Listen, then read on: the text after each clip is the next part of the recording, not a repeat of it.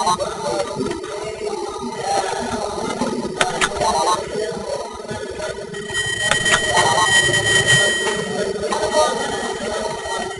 hello there.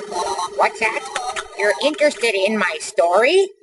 Well, land sakes at Goshen's, I don't know why. But I guess, since you asked. My name? My name is Edna Patina Roosevelt, and I'm 109 years young. I'm here with the Silver Sneakers Crochet and Gambling Club. We're here on a 72-hour turnaround trip from the end of the road estates and assisted living center in West Covina. Yeah, we do it every week. The casino sends a bus and even gives us free rooms as long as we get the life hoses connected to our heads. Personally, I don't know how I got by without one. My hands always got so dirty handling those coins, you know. Never knew where they'd been. And those old stupid plastic debit cards were just so bothersome you get all wrapped up in the cord and everything. It was horrible.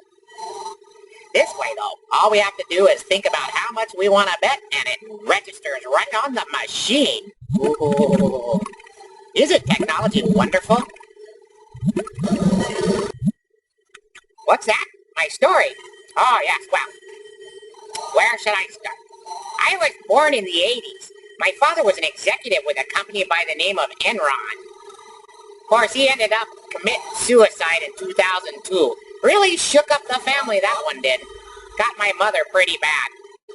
She ended up joining the First Church of the Martha Stewartons, don't you know, a few years later.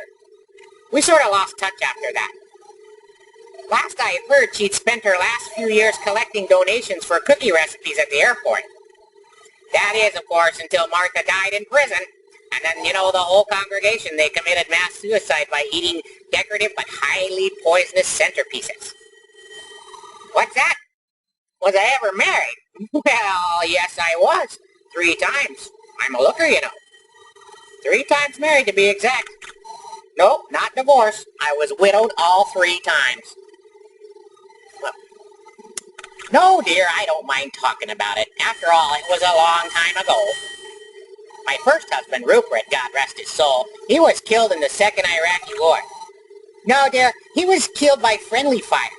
Some pilot on his 24th hour with no sleep mistook his company for an Iraqi platoon and then bombed the crap out of them. Oh yeah, my second husband, Dudley, God rest his soul, he died in the Second Korean War. He was in Seoul when it rained fire from the sky. Needless to say, I was devastated. Of course, they both left me really well off. I got my allotment checks every month, 2 of them, you know. But it shakes a girl up, it does. What is that? My third husband? No, he wasn't a serviceman. His name was Kyle. I met Kyle, God rest his soul. There were no wars on the horizon, and I thought, you know, everything was going to work out fine. Of course, I was wrong. I remember it as if it were yesterday. It was the fall of 2033. The Bushes had just been voted in as rulers for life, and that crazy man set off that dirty bomb in San Francisco. Dirty little bomb. Dirty. Yeah, you're right. That's when they passed the subversive thought law. And we all had to get, you know, those V-chip implants in our brains. Oh, yeah, it smarted a bit, but you got used to it. Yes, I know they implant them at birth now, but back then, when it all started, you had 3 months from your next birthday to report to the local home security office and get the implant. Well, you know, Kyle fought it. He was an old-fashioned guy. Fought it as long as he could. But eventually he gave in and got one installed. Now, don't get me wrong, Kyle was not some crazy anarchist. But the minute they put him online, he had a random thought about how stupid the whole ordeal was, and worse, how stupid Emperor Bush was for thinking it up. Well, you know, that's all it took. Packed him right off to a rehabilitation camp.